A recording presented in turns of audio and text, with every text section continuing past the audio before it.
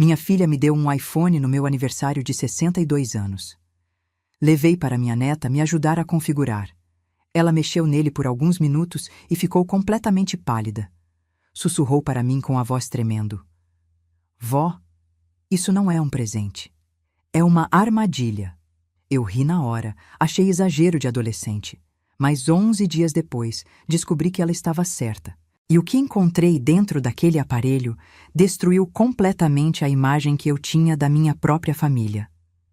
Foram 37 anos de sacrifício, de abrir mão dos meus sonhos, de colocar todo mundo na frente. 37 anos acreditando que estava construindo uma família unida, baseada no amor e no respeito. Mas a verdade é que eu estava sendo usada esse tempo todo. E o pior de tudo é que eles planejaram cada detalhe para me tirar tudo que eu tinha conquistado com o suor do meu rosto. Aquele celular que parecia um presente carinhoso era, na verdade, a ferramenta que eles iam usar para me destruir. Quando descobri as conversas, quando li mensagem por mensagem o que minha própria filha falava de mim pelas costas, quando vi o plano detalhado de como iam me internar à força numa clínica para tomar controle dos meus bens, senti meu coração parar dentro do peito. Mas o que eles não sabiam, o que ninguém da minha família imaginava, é que essa velhinha que eles achavam que podiam manipular tinha muito mais recursos e inteligência do que qualquer um deles poderia sonhar. Se você está me ouvindo agora, seja de onde for, do carro, de casa, da academia, deixa um comentário contando de onde você está. Se inscreve no canal aqui, que toda semana eu trago histórias reais de pessoas reais, gente como eu e você, que passou por situações que parecem filme, mas aconteceram de verdade. E fica até o final dessa história porque você não vai acreditar no que aconteceu depois. Eu prometo que cada segundo vale a pena. Meu nome é Vera Lúcia, tenho 62 anos e durante 37 anos da minha vida eu fui casada com o Roberto. Conheci ele quando eu tinha apenas 24 anos, numa festa junina aqui no bairro onde eu morava em São Bernardo do Campo. Ele era bonito, trabalhador, me tratava bem no começo. A gente casou rápido, coisa de 8 meses de namoro, e logo veio a Patrícia, nossa única filha. Eu trabalhava como auxiliar administrativa, numa fábrica de autopeças, ganhava razoavelmente bem para a época. Mas quando a Patrícia nasceu, o Roberto insistiu que eu parasse de trabalhar para cuidar da casa e da menina. Ele dizia que filho precisava de mãe presente, que mulher que trabalhava fora não conseguia dar atenção para a família. Eu acreditei. Larguei meu emprego, minha independência, meus colegas, tudo. Fiquei em casa cuidando da Patrícia, do Roberto, da casa, lavava, passava, cozinhava, limpava. Acordava às 5 da manhã para fazer o café dele antes de ir para a fábrica. Deixava a marmita pronta, a casa impecável. A Patrícia era minha vida. Eu me dediquei de corpo e alma àquela menina.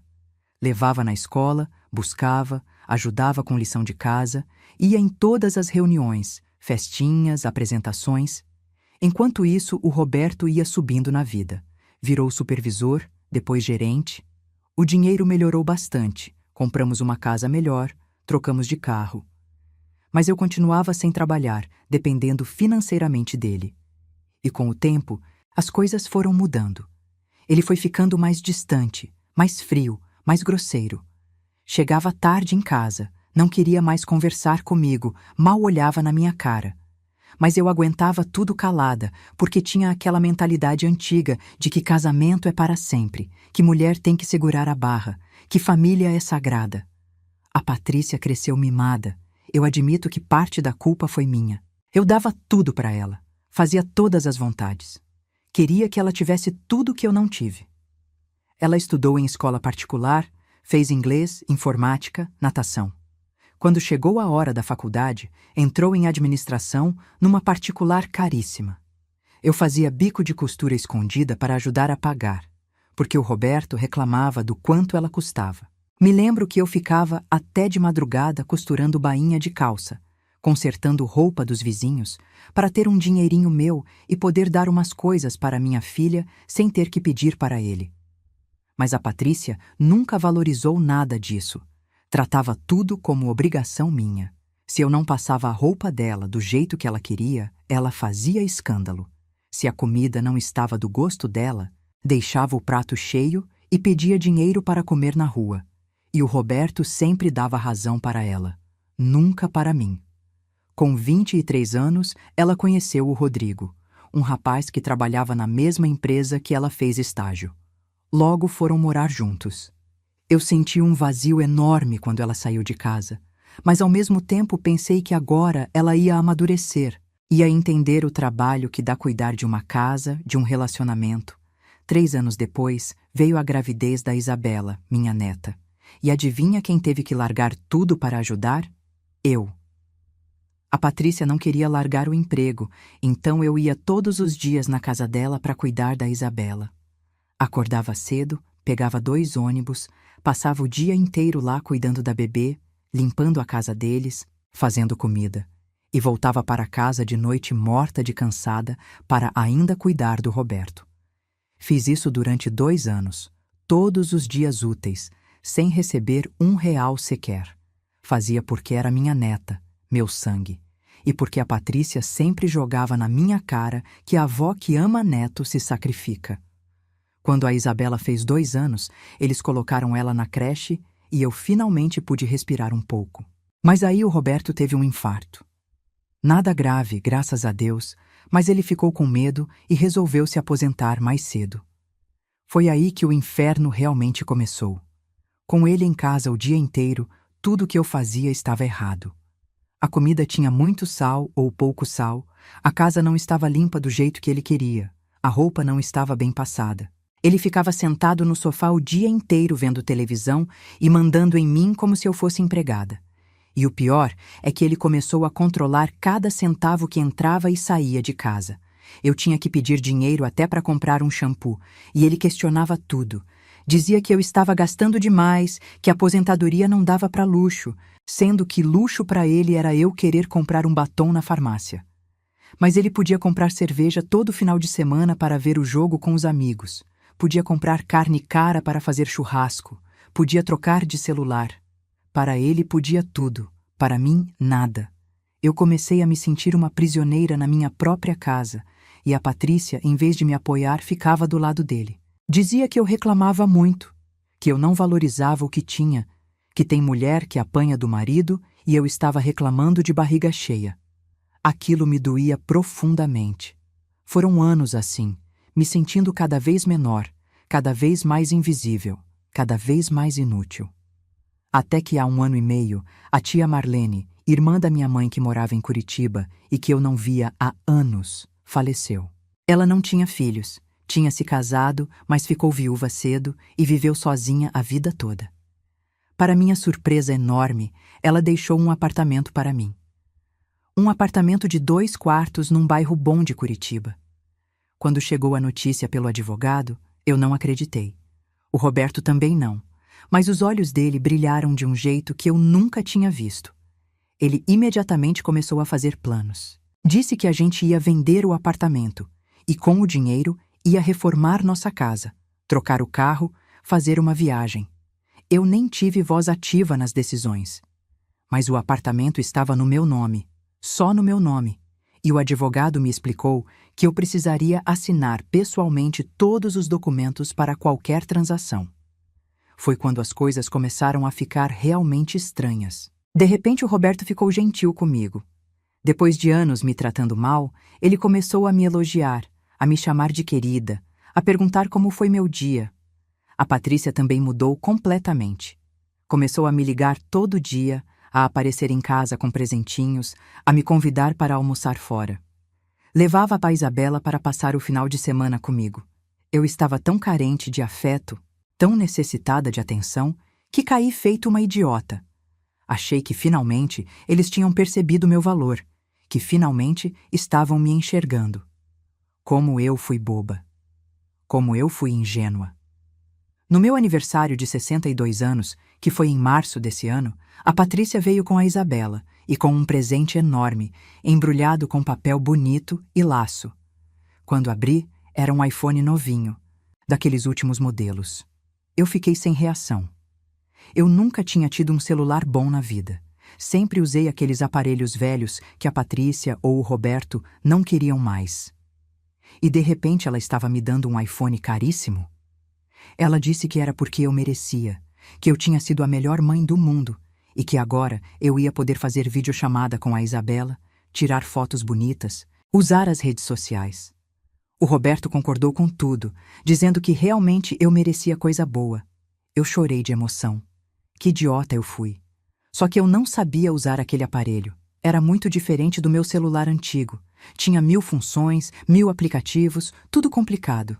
A Patrícia disse que não tinha tempo de me ensinar naquele dia, que ela me explicaria depois com calma. Fiquei uns 3 dias com o celular praticamente sem usar, só para atender ligação mesmo. Até que num sábado, a Isabela veio passar o dia em casa e eu pedi para ela me ajudar a configurar direitinho o celular. A menina tem 15 anos e entende tudo de tecnologia, diferente de mim que sou analógica até a alma. A Isabela pegou o celular e começou a mexer, configurando aplicativos, me explicando as coisas. Eu estava na cozinha fazendo um bolo de fubá que ela adora e ela estava na mesa da sala com o celular. De repente eu olhei e vi que ela estava pálida, branca igual papel. Chamei ela perguntando o que foi, e ela veio até a cozinha andando devagar, com o celular na mão tremendo. Ela olhou para os lados como se estivesse checando se tinha alguém escutando, e sussurrou bem baixinho. Vó, isso não é um presente, é uma armadilha. Eu dei risada, achei que era exagero de adolescente dramática.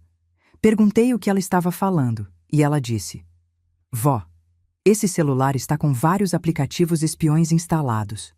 Aplicativos que rastreiam tudo que a senhora faz, todos os lugares que a senhora vai, todas as conversas que a senhora tem. E tem um aplicativo de banco aqui também já configurado com um monte de informação da senhora. A avó passou seus dados para alguém? Eu disse que não, que eu nem sabia que tinha aplicativo de banco no celular. Ela continuou mexendo e ficou ainda mais assustada. Disse que tinha um aplicativo de assinatura digital instalado, daqueles que servem para assinar documento pela internet. Eu não entendi nada. Por que minha filha colocaria essas coisas no meu celular? A Isabela me olhou com aqueles olhos de quem sabe de algo muito grave e disse: Vó, alguém está planejando alguma coisa.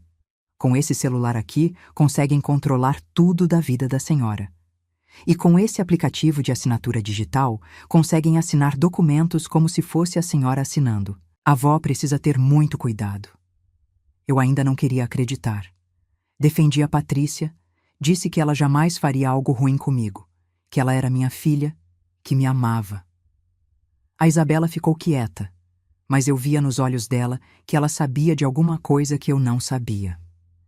Ela passou o resto da tarde comigo, meio calada, e quando a Patrícia veio buscar ela no final do dia, a Isabela não contou nada do que tinha descoberto. Ficou em silêncio. Mas antes de ir embora, ela me abraçou apertado e sussurrou no meu ouvido: Vó, não usa esse celular para nada importante. Não passa senha, não assina nada, não instala mais nada, por favor. Eu prometi que não, mesmo ainda sem entender direito a gravidade da situação. Naquela noite não consegui dormir direito. Ficava revirando na cabeça o que a Isabela tinha dito, tentando fazer sentido daquilo tudo. No dia seguinte, domingo, o Roberto passou o dia me enchendo o saco. Queria que eu ligasse para o advogado de Curitiba na segunda-feira para adiantar a venda do apartamento. Disse que já tinha achado um comprador interessado, um conhecido dele que estava oferecendo um bom preço à vista. Eu disse que precisava pensar melhor, que não estava com pressa de vender. Ele ficou irritado, começou a gritar comigo, dizendo que eu estava sendo egoísta, que aquele dinheiro podia melhorar a vida da nossa família inteira, que eu estava sendo teimosa à toa. A Patrícia também começou a me ligar quase toda hora, dizendo que eu precisava vender logo o apartamento, que era besteira ficar segurando o patrimônio parado, que o dinheiro ia render muito mais se a gente investisse direitinho. Aquela pressão toda começou a me deixar desconfiada. Por que tanta pressa? Por que tanta insistência? Comecei a prestar mais atenção nas atitudes deles. Percebi que o Roberto vivia de olho no meu celular novo, perguntando se eu estava conseguindo usar, se eu queria ajuda para configurar alguma coisa. A Patrícia também, sempre oferecendo ajuda, sempre querendo pegar meu celular para me mostrar alguma função. Eu comecei a desconfiar que a Isabela estava certa. Comecei a ter medo. 3 dias depois do meu aniversário, numa quarta-feira à tarde, eu estava em casa sozinha porque o Roberto tinha ido no médico fazer uns exames de rotina. Eu estava lavando louça quando ouvi o celular dele tocando na sala. Ele tinha esquecido o aparelho em casa. Normalmente eu nunca mexeria no celular dele, nunca fui de vasculhar as coisas dos outros, mas alguma coisa dentro de mim disse para eu olhar. Fui até lá, peguei o celular dele e vi que era a Patrícia ligando. Não atendi, mas fiquei ali segurando aquele aparelho e de repente me vi abrindo o WhatsApp dele. Eu sabia a senha porque era a data de aniversário dele. Ele nunca mudava a senha de nada. Abri a conversa dele com a Patrícia e o que eu vi ali me fez o chão sumir debaixo dos meus pés. Mensagens e mensagens, tramando contra mim. A conversa mais recente era de ontem à noite, quando eu já estava dormindo. A Patrícia tinha mandado: "Pai, a Isabela desconfiou de alguma coisa. Ela ficou estranha quando veio aqui em casa. Acho que ela mexeu no celular da avó e viu os aplicativos." O Roberto tinha respondido: "Droga, essa menina é esperta demais. Mas não tem problema, ela não vai falar nada, é criança ainda. E mesmo que fale, a Vera é burra demais para entender o que estamos fazendo. Já está tudo quase pronto. Mais 2 semanas e o apartamento estará vendido e o dinheiro na nossa conta." A Patrícia: "E se ela se recusar a assinar?" O Roberto: "Ela não vai se recusar, e se recusar, a gente usa o plano B que conversamos. Já separei os documentos do médico amigo meu que atesta que ela está com início de demência. Com aquilo em mãos, a gente consegue interdição judicial fácil e eu viro curador dela. Aí assino tudo no lugar dela e pronto." A Patrícia: "Perfeito. Esse dinheiro vai mudar nossa vida, pai. Finalmente vou poder trocar de carro, fazer aquela viagem para a Disney com a Isabela, reformar minha casa. E o senhor também merece aproveitar. Eu tive que sentar no chão ali mesmo porque minhas pernas fraquejaram. Li a conversa inteira, dias e dias de mensagens. Eles planejando cada detalhe. O Roberto dizendo que eu era um peso morto na vida dele há anos, que ele só estava comigo por interesse, que depois que conseguisse o dinheiro do apartamento ia me largar. A Patrícia concordando, dizendo que eu sempre fui uma mãe sufocante e chata, que ela mal podia esperar para eu sair da vida dela. Eles rindo de mim, me chamando de burra, de idiota, de velha inútil. Tinha mensagem do Roberto dizendo: "Aquela vaca estúpida achou que o celular era presente. Não percebe que a gente instalou tudo o que precisava para controlar ela." Tinha mensagem da Patrícia: "Ela é tão carente que qualquer migalha de atenção que jogamos, ela fica toda derretida." É patético. Eu estava lendo aquilo e sentindo meu coração se despedaçar dentro do peito. Cada palavra era uma facada. Eram as 2 pessoas que eu mais amava no mundo inteiro. As 2 pessoas por quem eu tinha sacrificado minha vida inteira, falando de mim daquele jeito. Me xingando, me humilhando, planejando me roubar e me internar à força. Porque era isso que estava no plano também. Depois de conseguir o dinheiro do apartamento, o Roberto ia usar o atestado falso de demência para me internar numa clínica psiquiátrica, alegando que eu não tinha mais condições de cuidar de mim mesma. E lá eu ficaria trancada enquanto eles torrariam todo o meu dinheiro. Fiquei mais de 1 hora sentada no chão da sala, lendo e relendo aquelas mensagens, chorando em silêncio. Era tanta dor, tanta decepção, tanto nojo, que eu nem conseguia processar direito. Quando ouvi o portão abrir anunciando a chegada do Roberto, limpei rápido o rosto, deixei o celular dele exatamente onde estava e voltei para a cozinha. Ele entrou, me cumprimentou com aquela falsidade toda, perguntou o que tinha para o almoço. Eu respondi normalmente, como se nada tivesse acontecido, mas por dentro eu estava destruída. Passei os dias seguintes fingindo que estava tudo normal, mas observando cada movimento deles, prestando atenção em cada palavra. O Roberto aumentou a pressão para eu assinar os papéis do apartamento. Disse que o comprador estava esperando, que ia desistir do negócio se demorasse muito. A Patrícia vinha em casa quase todo dia, sempre com aquele papinho doce e falso, dizendo que eu precisava pensar no meu futuro, que aquele dinheiro ia me dar segurança na velhice, sendo que o plano deles era tomar tudo de mim. Eu continuei enrolando, dizendo que ia pensar, que precisava de mais tempo. E enquanto isso, comecei a fazer minha própria investigação.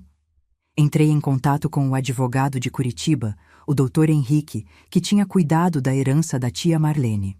Expliquei para ele toda a situação, contei sobre as mensagens que tinha visto, sobre o plano de me roubar e me internar.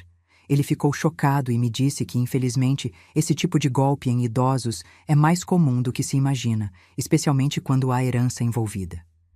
Ele me orientou a não assinar absolutamente nada, a trocar todas as minhas senhas, e me passou o contato de uma advogada aqui de São Paulo, especializada em direito de família e proteção ao idoso, a doutora Camila.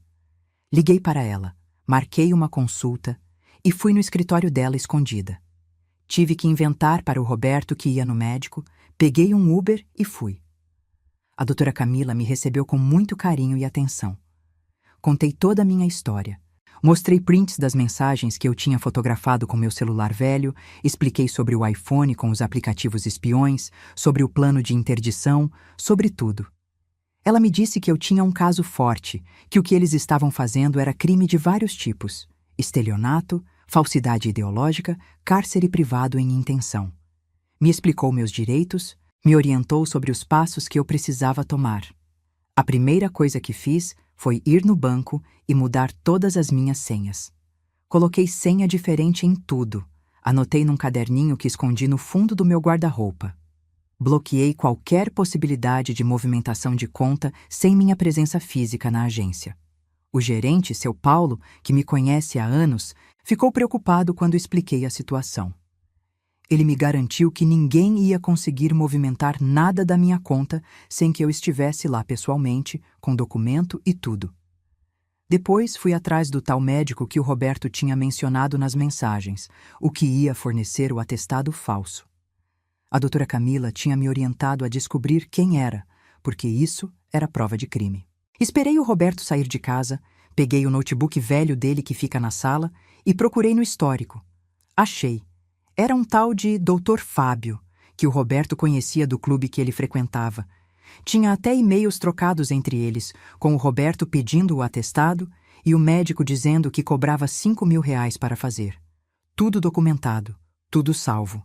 Fiz cópias de tudo e levei para a advogada. Ela disse que aquilo era ouro puro, que com aquelas provas a gente conseguia não só me proteger, mas também processar todos os envolvidos.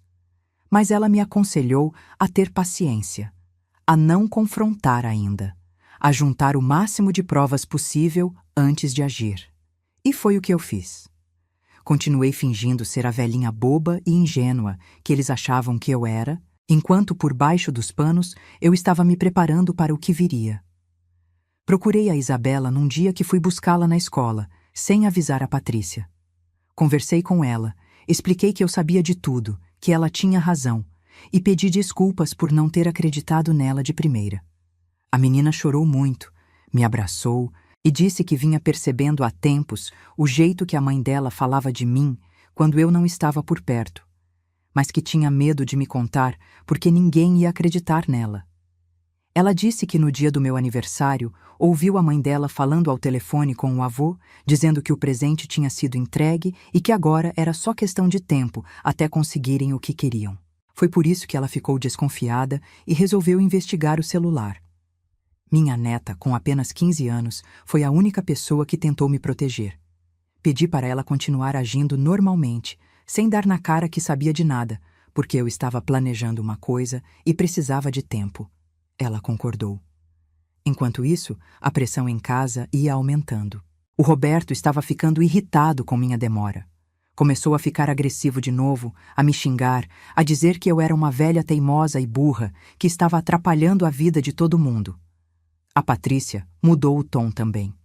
Começou a me ameaçar veladamente, dizendo que se eu não vendesse o apartamento logo, ela ia ter que tomar providências, porque estava claro que eu não tinha mais discernimento para tomar decisões sozinha.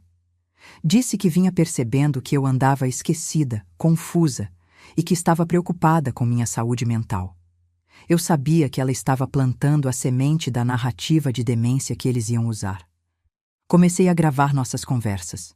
Comprei escondido um daqueles mini gravadores que parecem pendrive e andava com ele no bolso o tempo todo. Gravei o Roberto me xingando e me ameaçando. Gravei a Patrícia insinuando que eu estava louca. Gravei tudo e entreguei cópias para a doutora Camila. A advogada estava montando um processo robusto, com todas as provas do que eles estavam tramando. Mas ela disse que seria melhor esperar eles darem o próximo passo, tentarem de fato executar o plano, porque aí a gente pegaria eles com a boca na botija, em flagrante. E o próximo passo não demorou a vir. Uma terça-feira de manhã, o Roberto me acordou cedo, dizendo que tinha marcado uma consulta para mim com um geriatra, que ele estava preocupado comigo, que eu andava muito esquecida. Eu sabia que era mentira, que era o começo do plano de interdição. Fingi que estava tudo bem, que eu ia na consulta sim. Mas avisei a doutora Camila, que me orientou a ir mesmo, mas levando meu celular velho gravando no bolso, e anotar o nome do médico e tudo o que fosse dito. Fomos eu e o Roberto. O consultório era numa clínica no centro, longe do meu bairro. O médico era justamente o tal Dr. Fábio. Ele me cumprimentou com aquela simpatia falsa, começou a fazer perguntas. Perguntou meu nome. Que dia era hoje? Quem era o presidente? Coisas básicas.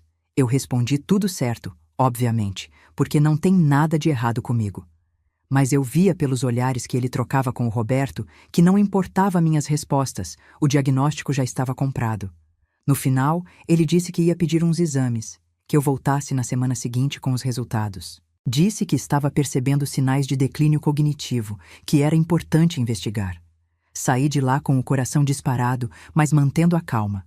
No caminho de volta, o Roberto estava até de bom humor, achando que o plano estava correndo perfeitamente. Quando chegamos em casa, eu corri para o banheiro e mandei o áudio da consulta inteira para a doutora Camila. Ela respondeu dizendo que era prova cabal de crime, que aquele médico ia perder o CRM e responder criminalmente.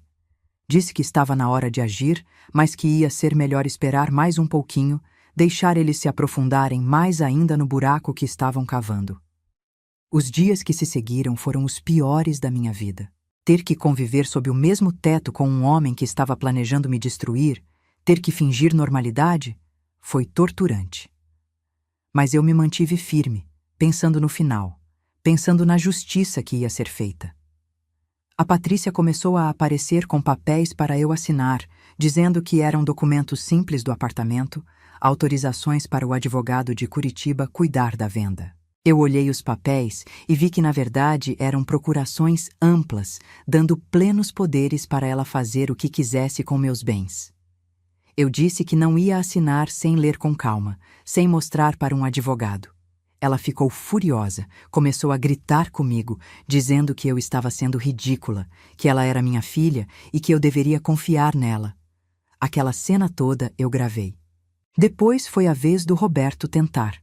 Ele chegou com os mesmos papéis, com uma caneta na mão, mandando eu assinar. Disse que se eu não assinasse por bem, ele ia fazer eu assinar por mal.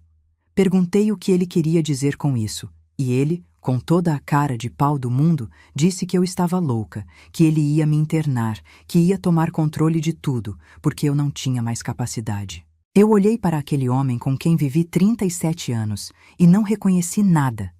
Não tinha amor ali. Nunca teve. Só interesse, só ganância.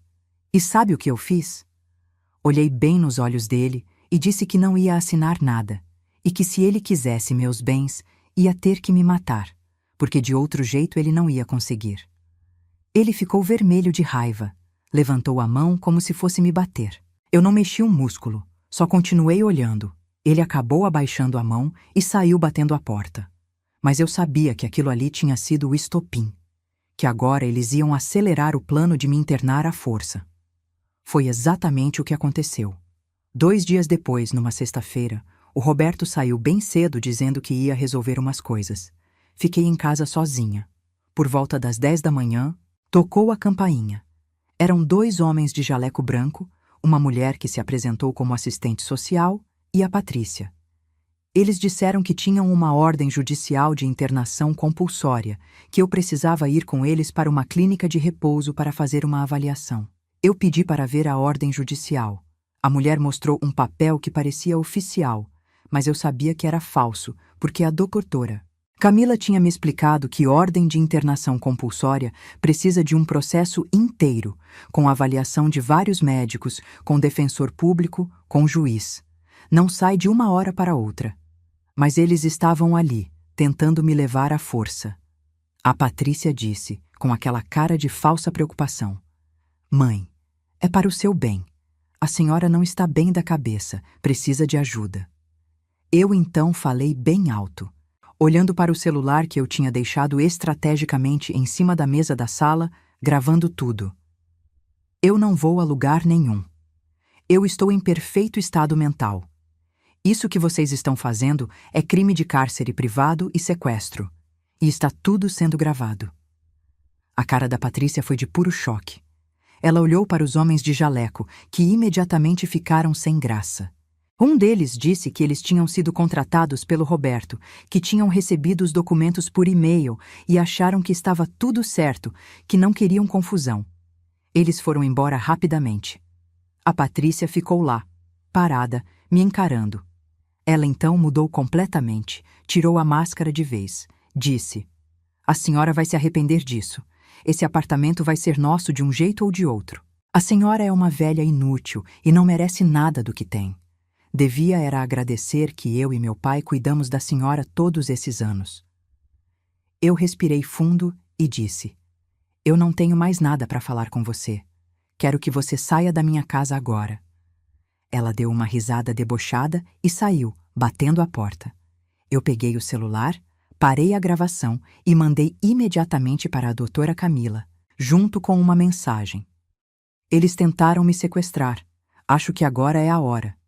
Ela respondeu em menos de 5 minutos: "Perfeito. Vou entrar com todas as medidas cabíveis. Amanhã de manhã estará tudo resolvido." Naquela noite, o Roberto chegou em casa e nem olhou na minha cara. Foi direto para o quarto dele. Sim, a gente dormia em quartos separados já fazia alguns anos. Eu fiquei na sala, sem conseguir dormir, esperando o que viria no dia seguinte. No sábado de manhã, bem cedo, tocaram a campainha. Eram 2 policiais e a doutora Camila. Ela tinha conseguido uma medida protetiva de urgência contra o Roberto e contra a Patrícia, proibindo eles de se aproximarem de mim. Além disso, tinha entrado com representação criminal contra os 2, contra o Dr. Fábio e contra os homens que tentaram me sequestrar. Os policiais entregaram a notificação para o Roberto ali na hora. Eu nunca vou esquecer a cara dele. De incredulidade total, de choque, de desespero. Ele olhou para mim e gritou: "O que você fez, sua louca?" Eu, com a voz mais calma do mundo, respondi: "Eu me protegi. E agora você vai pagar por tudo que tentou fazer comigo." A doutora Camila então explicou para ele que todas as conversas dele com a Patrícia estavam em posse da justiça, todas as provas do plano de me roubar e internar, os áudios, as gravações, tudo. Que ele ia responder criminalmente e que dificilmente ia escapar de uma condenação. Ela também informou que eu já tinha entrado com pedido de divórcio litigioso, pedindo a divisão de bens, e que já tinha conseguido o bloqueio de todos os bens em nome dele até a conclusão do processo. O Roberto tentou partir para cima de mim, mas os policiais seguraram.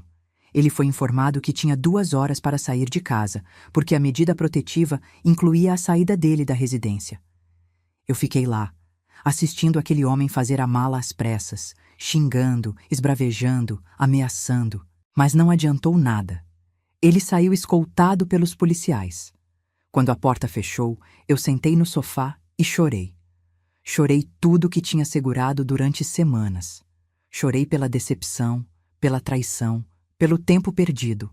Mas também chorei de alívio, porque finalmente eu estava livre. A doutora Camila sentou do meu lado e disse: "A senhora foi muito corajosa. Muitas mulheres na sua situação não teriam tido forças para reagir. A senhora deveria ter orgulho." E eu realmente comecei a sentir orgulho. Orgulho de mim mesma, de ter tido inteligência e coragem para me defender. A Patrícia tentou me ligar várias vezes naquele dia, mas eu não atendi. Ela mandou mensagens dizendo que eu ia me arrepender, que eu tinha destruído nossa família, que eu era uma cobra, bloqueei o número dela, não queria mais nada com aquela pessoa, Os processos correram. O Roberto foi indiciado por tentativa de estelionato, falsidade ideológica e tentativa de cárcere privado. A Patrícia também foi indiciada como coautora. O Dr. Fábio perdeu o registro e também vai responder criminalmente. O divórcio saiu em 6 meses e eu consegui ficar com a casa onde a gente morava, porque consegui provar que foi comprada principalmente com o dinheiro que eu fazia com os bicos de costura durante anos. Dinheiro que eu guardava numa poupança antiga que ele nem sabia que existia.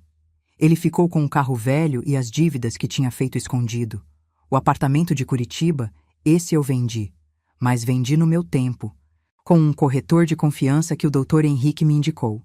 Consegui um preço muito bom, acima do que o Roberto tinha conseguido com o suposto comprador dele. Com o dinheiro da venda, paguei todos os custos do processo, paguei as advogadas, investi uma parte e, com o resto, eu fiz algo que nunca tinha feito na vida. Cuidei de mim. Reformei minha casa do jeito que eu sempre quis. Troquei todos os móveis, pintei tudo de cores claras e alegres, fiz um jardim no quintal. Comprei roupas novas, bonitas, coloridas. Fui no cabeleireiro e mudei o corte e a cor do cabelo.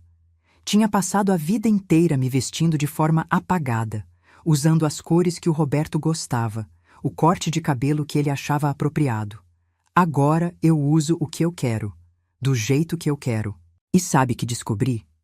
Que eu gosto de rosa, de amarelo, de estampas floridas. Coisas que eu nunca tinha me permitido usar. Também voltei a estudar. Sempre tive vontade de terminar o ensino médio, que eu larguei quando casei. Me matriculei no EJA, Educação de Jovens e Adultos, e estou adorando. A professora de História é maravilhosa. Eu faço todas as lições, tiro notas boas. Me sinto viva de novo, com propósito. Fiz novas amizades também, com as colegas de turma, mulheres da minha idade que também estão recomeçando. A gente se reúne todo sábado para tomar café e conversar. Comecei a fazer trabalho voluntário numa ONG que cuida de animais abandonados. Sempre amei bichos, mas o Roberto nunca deixou ter nada em casa. Agora eu tenho 3 cachorros e 2 gatos, todos resgatados. Eles enchem minha casa de vida e alegria. A Isabela, minha neta, voltou a falar comigo.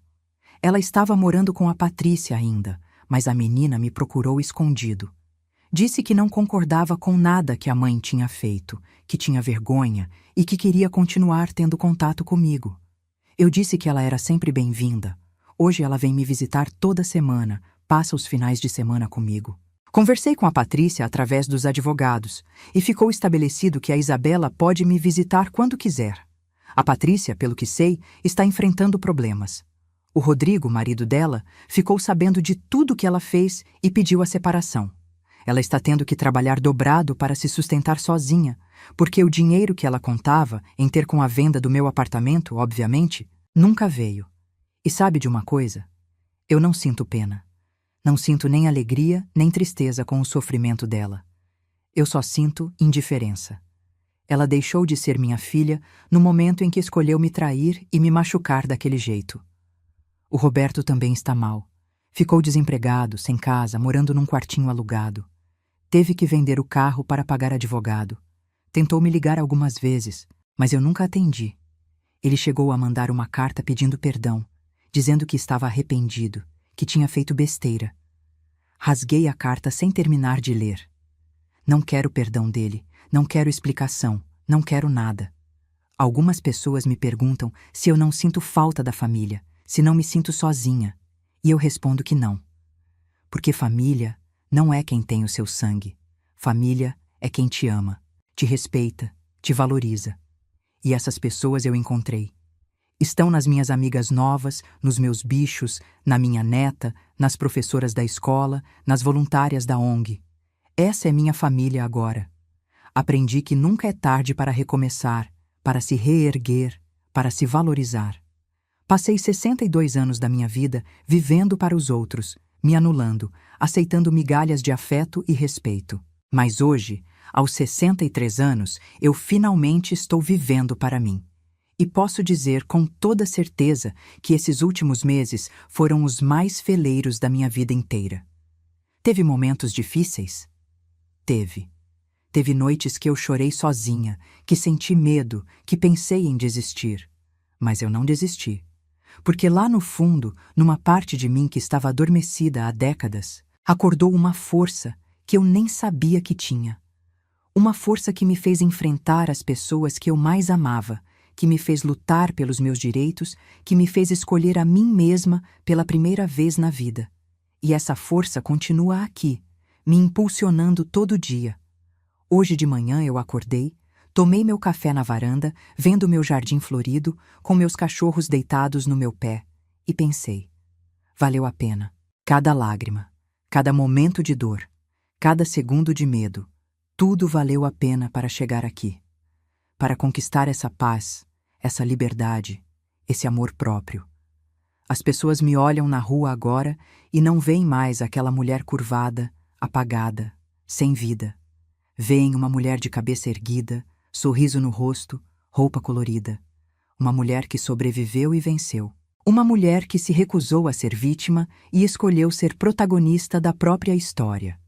Minha história não terminou naquele dia que descobri a traição. Na verdade, foi ali que minha verdadeira história começou. A história de Vera Lúcia, não a esposa de Roberto, não a mãe de Patrícia, mas Vera Lúcia. Eu, inteira, completa, livre. E essa história, eu garanto, vai ser muito mais bonita do que tudo que veio antes. Se você está me ouvindo agora e está passando por alguma situação parecida, se está sendo desvalorizada, desrespeitada, manipulada por pessoas da sua própria família, eu quero te dizer uma coisa. Você tem força. Você tem capacidade. Você consegue. Eu sei que parece impossível. Eu sei que parece que você está sozinha, que ninguém vai acreditar em você, que você não tem para onde ir, mas você tem. Procure ajuda. Fale com um advogado, com um assistente social, com um psicólogo, com um amigo de confiança. Não aceite ser tratada como menos do que você é. Não aceite migalhas. Você merece respeito. Você merece amor verdadeiro. Você merece viver com dignidade. E se as pessoas ao seu redor não conseguem te dar isso, então talvez essas não sejam as pessoas que devem estar ao seu redor. Eu sei que é difícil, principalmente quando se trata de família, de pessoas que a gente ama. Mas amor que machuca não é amor. Amor que manipula não é amor. Amor que usa não é amor. Amor verdadeiro respeita, valoriza, protege. E você merece isso. Você sempre mereceu isso. Nunca é tarde para recomeçar. Eu tinha 62 anos quando minha vida virou de cabeça para baixo e mesmo assim consegui me reerguer. Se eu consegui, você também consegue. Não importa a sua idade, não importa há quanto tempo você está nessa situação, não importa o quão impossível pareça. Sempre tem uma saída, sempre tem um caminho, sempre tem esperança. E para você que está me ouvindo e que talvez já tenha passado por algo parecido, que já conseguiu sair, que já se libertou, eu quero dizer, parabéns. Você é uma guerreira. Você é uma vencedora. E sua história, assim como a minha, pode servir de inspiração para outras mulheres que ainda estão presas. Compartilhe sua experiência quando se sentir pronta, porque a gente nunca sabe quem pode estar precisando ouvir exatamente aquilo que a gente tem para dizer. Hoje, eu vivo um dia de cada vez, aproveitando cada momento, cada pequena alegria, cada conquista. Eu acordo todos os dias, agradecida por ter tido coragem de reagir, de lutar, de não aceitar ser vítima. Eu olho para trás e vejo todo o caminho que percorri e me encho de orgulho. Porque não foi fácil, mas eu consegui. E se tem uma coisa que eu aprendi com tudo isso, é que a gente é muito mais forte do que imagina. A gente aguenta muito mais do que acha que aguenta. A gente consegue muito mais do que acha que consegue. Basta ter coragem de dar o primeiro passo. E o primeiro passo não precisa ser grande. Pode ser pequeno, pode ser só admitir para si mesma que alguma coisa está errada, que você não merece ser tratada daquele jeito. Pode ser só procurar informação, ler sobre o assunto, entender seus direitos, pode ser só conversar com alguém de confiança. O importante é começar, porque enquanto você não começa, nada muda. E você merece mudança. Você merece coisa boa. Você merece ser feliz. Então, se tem alguém me ouvindo agora que está numa situação difícil, que está sendo abusada, manipulada, desrespeitada, eu quero que você saiba: não está sozinha. Tem milhares de mulheres que passaram ou estão passando pelo mesmo que você. E tem ajuda disponível, tem leis que protegem você, tem pessoas dispostas a te ajudar. Você só precisa ter coragem de pedir ajuda, de buscar seus direitos, de dizer não. E eu sei que é assustador, eu passei por isso, eu sei. Mas do outro lado do medo tem liberdade. Do outro lado do medo tem paz. Do outro lado do medo tem vida. Uma vida que vale a pena ser vivida. Uma vida onde você é a protagonista, não a coadjuvante.